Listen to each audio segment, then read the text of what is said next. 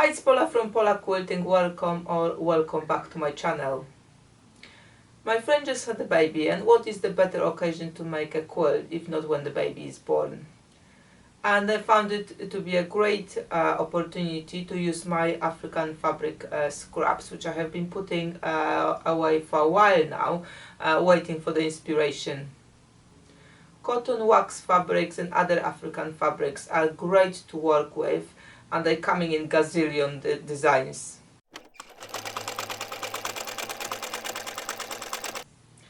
I already covered in previous videos how to make a wonky log cabin and how to make a corner wonky log cabin using a first method, and in this tutorial I will show you how I do it with second method. I don't have a lot of scraps, so I'm gonna have to be creative about it, but I've got a fair few designs, so I hope for a lovely quilt out of it.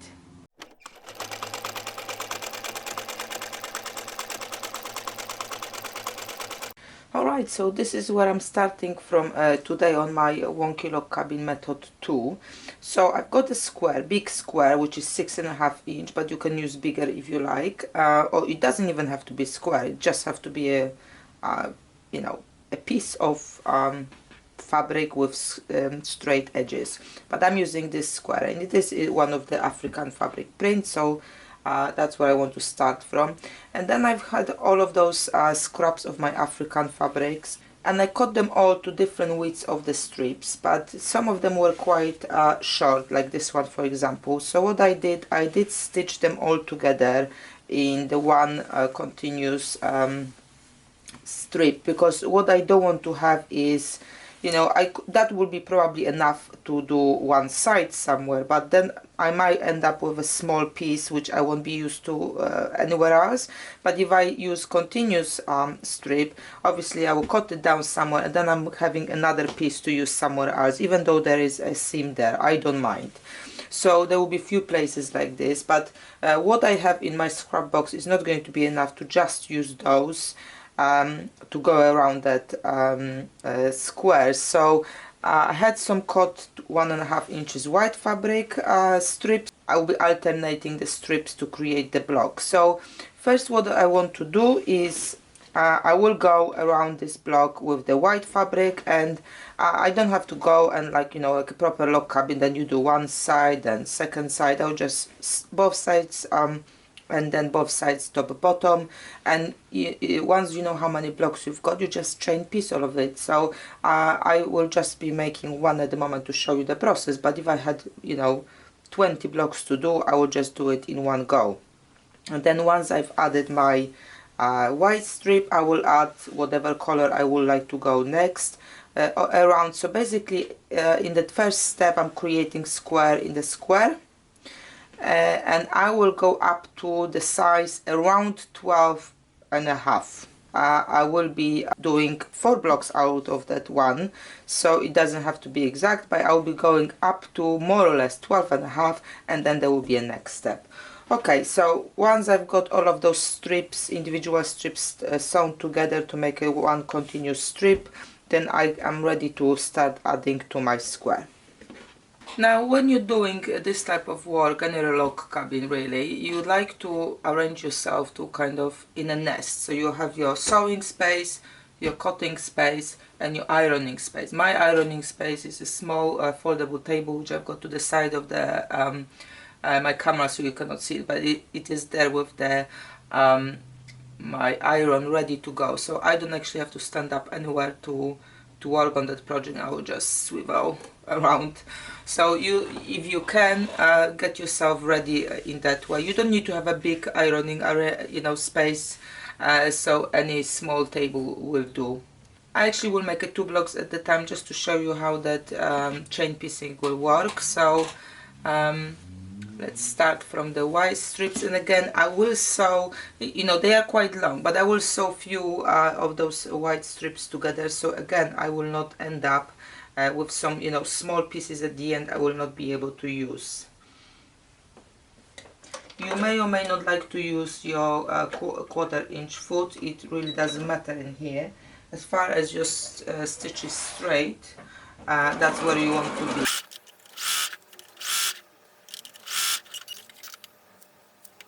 just keep cutting off the excess because the edge of that strip wasn't very straight.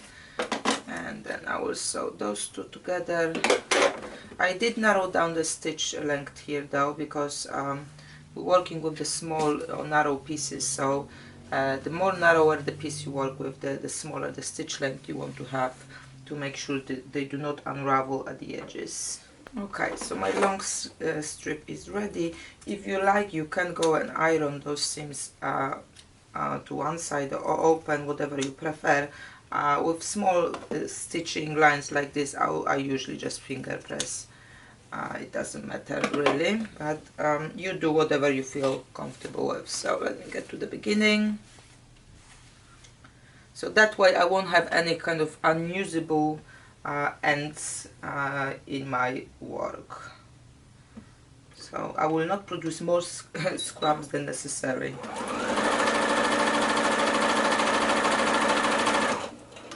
So as I'm getting to the edge, I will snip it here.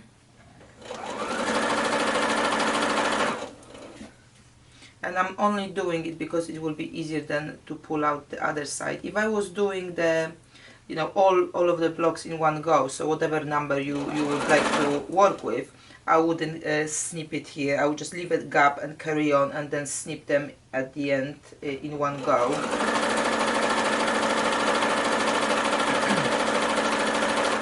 But because I'm working only with two, I kind of want to be able to take them out easier from the machine.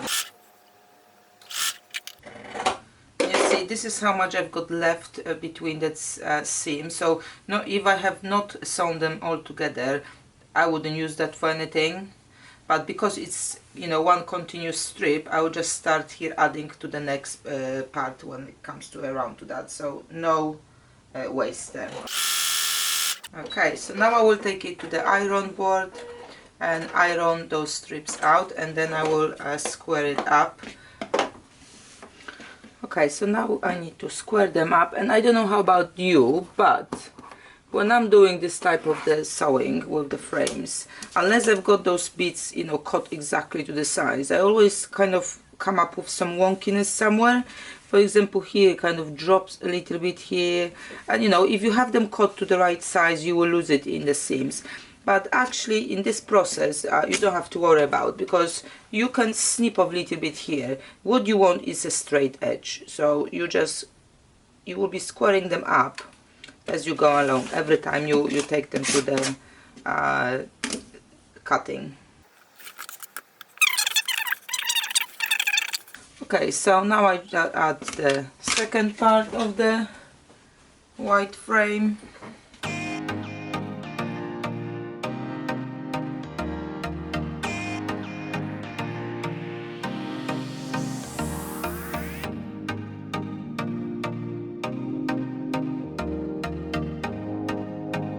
Okay, so another round of ironing and squaring up.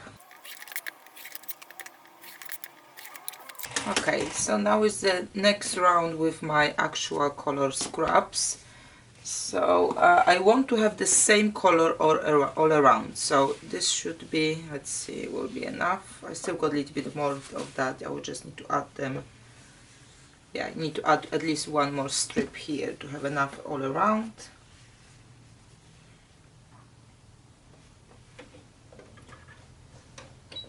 And this one is cut to 1.5 inch as well, but I've got some others which are cut to 1 inch. This one is 1.5, 2 inches, 2.5, 3.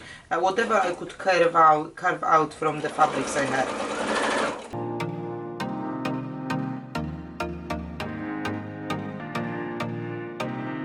And to be honest, I've not prepared all of my fabric, you know, before I started making those blocks. I prepared some, and then I was just adding those strips as I needed them, because I also wanted to kind of mix the widths. So I cut some in all widths to start from, and then I was just cutting as I was going along, because you know, you may have a bit left which is only that wide, so you can only carve out 1 inch to have around the block. So you kind of have to work with the scraps you've got. But if you have a 2.5 inches strips, and you have a lot of those, one strip to cut it into 1 inch and 1.5, and then you have a 2.5 inches already, and that will make nice mixture of the widths as well.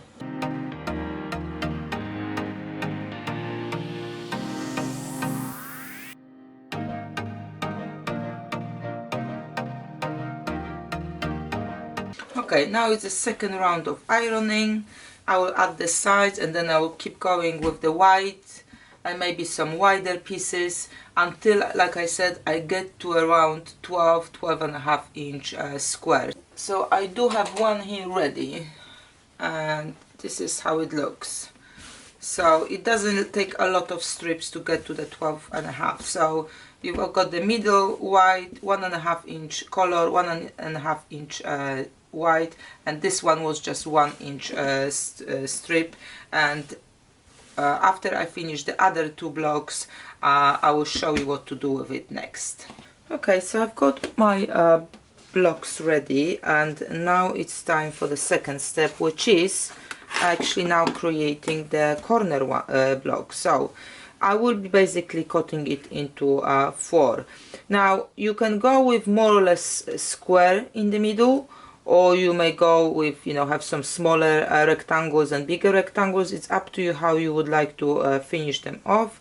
I will go with more or less square, however I will show you one which will be on rectangle side as well, because there's a little bit of adjustment you need to do when you're going to be adding the strips. So let's just cut it.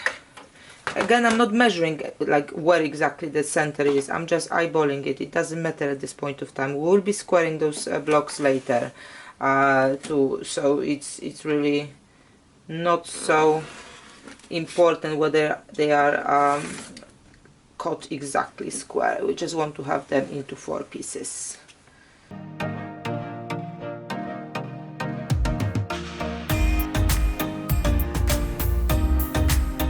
Okay, so at this point again I'm alternating white and colors, and I do not have to stick to the same color all around anymore, because obviously they will be a little bit different moving on, but I do want to have the same colors on the same sides. Now the edges are a bit shorter now, so I should be able to kind of pull the some other smaller scraps to work with at this point of time. So I'm planning to have them squared up to 10.5 inches. That's how I designed my quilt, but you obviously can work to whatever size you would like. Have a look what square rulers you've got. The easiest way to square the block is to use the square ruler you've got already. I've got various sizes. I've got 12.5, 10.5, 8.5. So if I do design my quilts, I usually design them so I can use those rulers as they are. But obviously if you've got a big ruler, you can square from anything from 12.5 on this one down. So just see what you prefer. Okay, so like I said, I will be now adding again. I will chain piece all of the white pieces first, and then I will carry on adding the strips.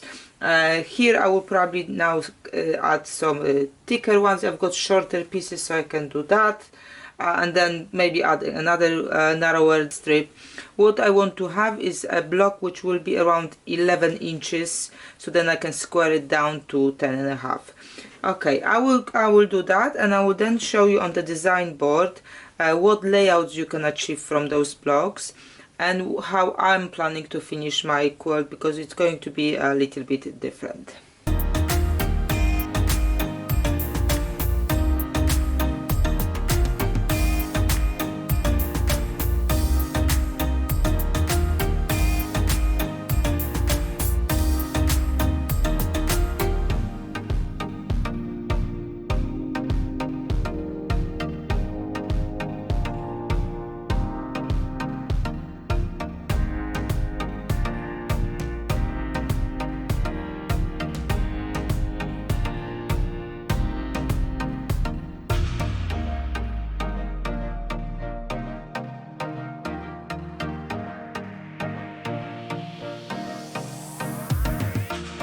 I finished all of my blocks and it's time to put them together. Before I show you what layout I will be going for, let's have a look what it can kind of be put together as. So you can put them next to each other with the blocks how you've started them.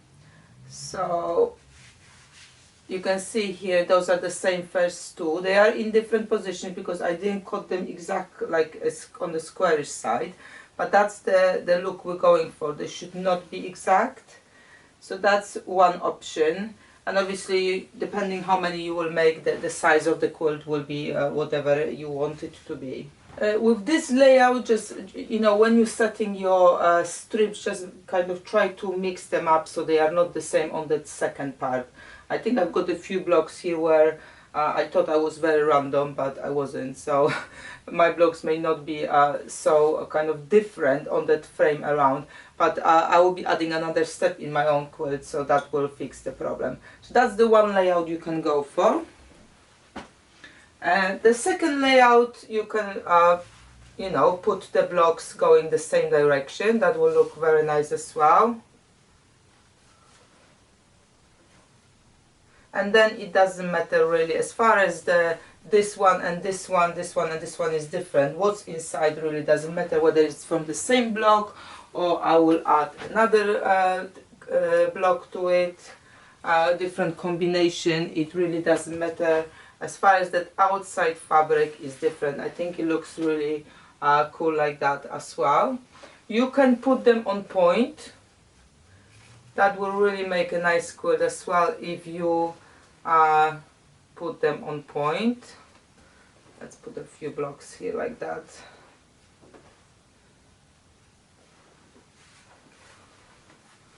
That creates those additional diamonds inside, so I think it's a great look as well.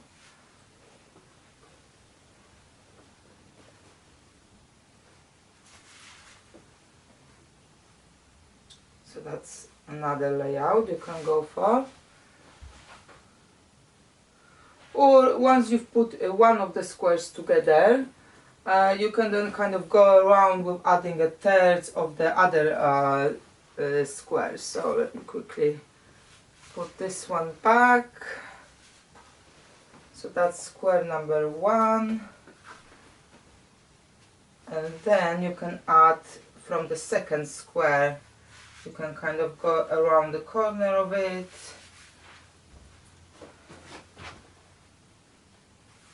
And then you can add another corner of it here. There's plenty of opportunity here to play with those blocks. One note, when you're cutting in here, some of them will be more rectangular than others. So the first bit here obviously is usual, but then when you cut them around and adding the further down the line of those strips, you need to make sure that where there's the shorter edge of your rectangle, your strips here are going to be narrower than this side, so you can still square it up and have the colors in. Because if I have done this strip the same width as here and then this strip the same width as here, I would not have a space on that last one here. So just keep in mind that when you are adding those like extra layers here, try to adjust 2 or 3 strips to make sure you have enough space for the last border to go in. So what I'm going to be doing with my blocks is, let me see if I can find 4 of the same blocks again. Okay, so that's the block. I'm just going with the middle one at the moment. So what I will do, I will add a little bit of sashing in the middle. With the cornerstone made of that green fabric here, so it will be a small one, and it will be 1.5 inch sashing, so not humongous, but kind of adds another dimension to the block. And that's because, like I said, in some of the blocks, maybe not on this one, I've ended up having the same colors here and here on the next to each other, and I really wanted to keep that layout here to have it together. So if I separate them a little bit more, it's not going to be so, you know, punching into the eye. It's the same color. So that's the layout I'm going for, and I will show you when I finish.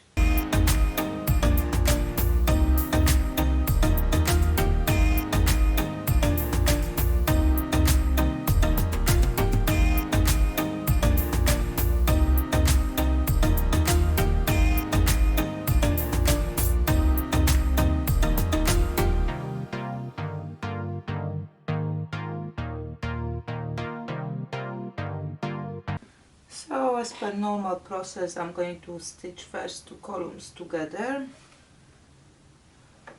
and then add column 3, 4, 5 and until I finish. I did narrow down the stitch length a little bit to 1/8. It's just because all of those stitches here or the seams here, I want to make sure they are, you know, holding very well, so nothing kind of comes off later. And with this stitching method, I won't be ironing anything until the whole top is ready, and it's going to be easy to nest as well.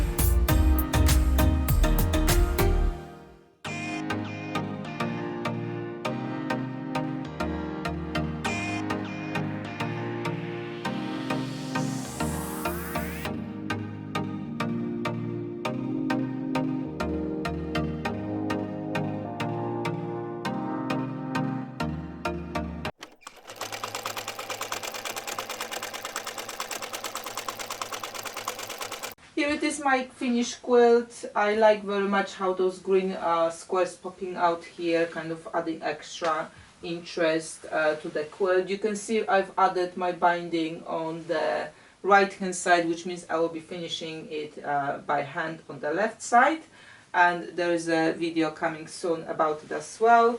And then after that I will wash it and it will be ready to deliver to my friend. Initially I was thinking about layout 4 by 6, which is 2 blocks by 3 blocks, those big blocks, but then I went with the square, so I have some leftovers, and I will probably try to use up all the other scraps I've got from this project, and then I will show you what I will make with it in one of the future tutorials. It was very fun and quick quilt to make, and if you have some, you know, very special scraps for you and not necessarily, you know, big enough to make proper blocks, that might be option for you to use them up like that. Thank you for watching this video. Just note that the sashing strips were actually 1 inch, not 1.5. Because when I got to the sewing, I found a big bundle of those strips in my bucket, so I just used them up. I'd really enjoyed the process, and if you're facing similar problem like I did, that you don't have a lot of scraps which are maybe special for you, but you want to make out something from them, then you can use this method to create a wonky corner lock cabin block.